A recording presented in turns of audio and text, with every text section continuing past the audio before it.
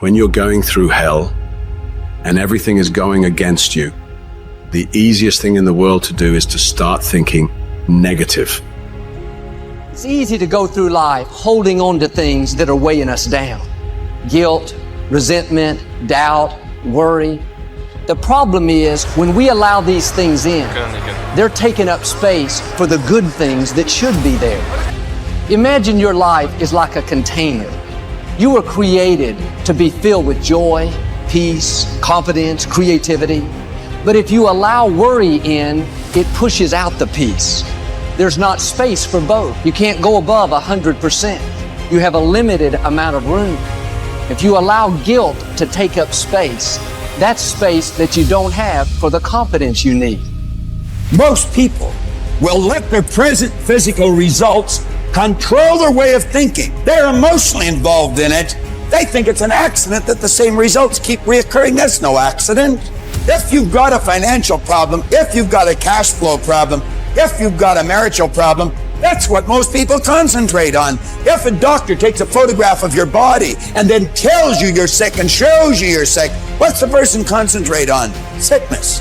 What's the photograph prove? The photograph proves that the person has been concentrating on something wrong to move their body into that vibration. What should they do? They should ask for help. Where does it come from? There's only one source, and they see perfect health, or they see prosperity. But the cynics don't believe this. It's a strange thing, the cynics don't get results either. Quit letting your present results control your thinking. Don't let life change your name. Don't let it change your name. Don't you be nasty just because they're nasty. Don't you be hateful just because they're hateful. Don't you be vengeful just because they're vengeful. Don't lose yourself in your situation. Don't let your situation eat up yourself. You've got to get grounded. You've got to train your mind to serve you. Meditation is one of the ways in which you can do that. Reading is one of the ways that you can do that. Listening to music is one of the ways that you can do that. Exercise is one of the ways in which you can do that. Things that you can do to still your mind, to clear your thoughts so you can think. Change the way you see yourself and begin to tend to the personal details. If you trust yourself, if you believe and don't doubt in everything in you, you can do it. You can do it. When you say a situation, a person is hopeless, you're slamming the door in the face of God. There's no guarantee that because somebody is now down on their luck, they can never come back.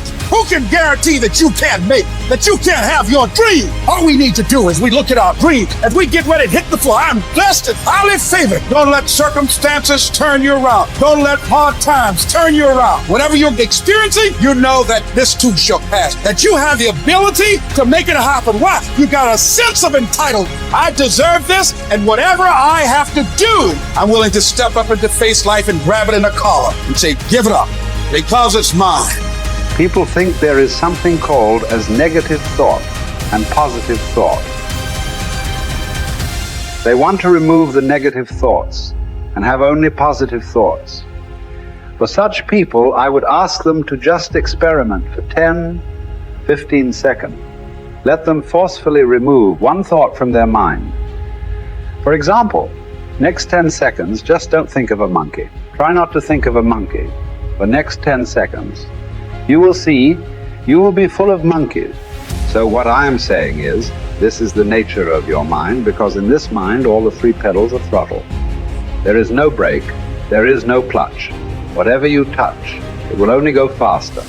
In this kind of mind, people have been taught from moral teachers and religious teachers, do not think about bad things. Well, since then, it's been a full-time job. So there is no way you can handle the mind like this. This doesn't need any great enlightenment. If you spend 2 minutes with your eyes closed, you will realize you cannot do anything forcefully with this mind. So, I want to remove negative thoughts. Do not ever go in this direction, because what you want to remove will become your quality. Always you will be on it. So, what should I do? The thing is this, without understanding the fundamental mechanism of this mind, because our mind, human mind, is the most sophisticated computer on the planet. Even all the supercomputers have come out of this. When this is the case, Is it not important that we understand the mechanics of how it functions? One simplistic aspect of how it functions is there are no subtractions and divisions in our mind. There is only addition and multiplication. If you try to do something with it, it will say one more. If you try hard, it will multiply into many more. In this mind, you don't try to identify what is positive, what is negative, and try to remove it. First of all, one needs to understand this mind of yours. This body of yours is supposed to serve you. The life that you are is important. Body and mind are vehicles that must serve us. If you sit in a vehicle, it must go where you want to go. If it goes to its own destination, what is the point of such a vehicle? It's just a nuisance.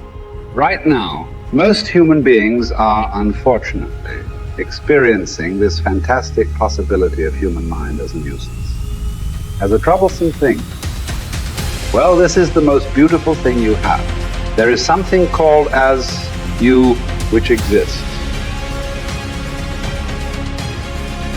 This is not a composite of all your thoughts and emotions and physiological processes. Beyond that, there is you. If you close your eyes, even if you cannot see anything, you're still there. It is through the window of your eyes that you are looking out. But if you close your eyes, it doesn't mean that you don't exist. You still exist. So beyond your thought, you still exist. Beyond your emotion, you still exist. So that you, the life that you are, this has to come into your experience. Why is it that you're not allowing that to come into your experience, which is the most significant aspect of who you are? Who you are right now, the most significant aspect is you and me are alive right now. This is it. What I'm thinking, what you're thinking is not the important thing. We are alive right now. That is the important thing. So it is important that you focus on this fundamental sense of aliveness within you. And then you will see there is a natural distance between you and your thought process. Once there is a distance between your psychological process and your physiological process, this is the end of suffering. Because there are only two kinds of suffering that human beings go through: physical suffering and mental suffering.